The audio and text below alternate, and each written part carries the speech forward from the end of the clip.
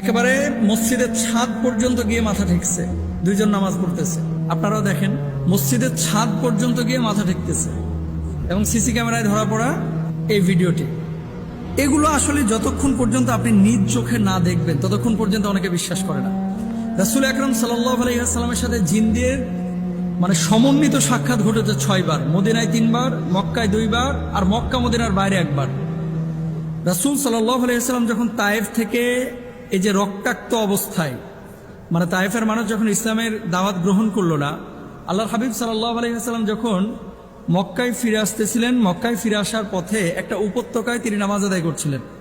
তো সেখানে কোরআনুল কারীম আল্লাহ রাসূল যখন সশব্দে তেলাওয়াত করছিলেন, ঠিক সেই মুহূর্তে 70 থেকে 80, 80 থেকে 90, কেউ কেউ বলছেন 70 জন, কেউ বলছেন 80 জন, কেউ বলছেন 90 জন, এই 90 জন জিনের একটা টিম আল্লাহ রাসূল সাল্লাল্লাহু আলাইহি